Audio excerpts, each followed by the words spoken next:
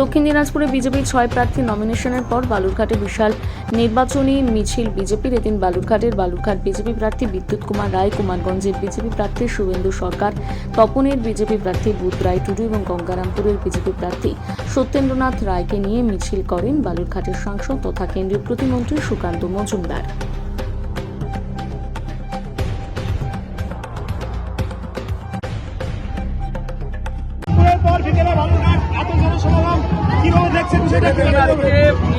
নমিনেশনের সংখ্যা, লোকজনের অংশগ্রহণ এবং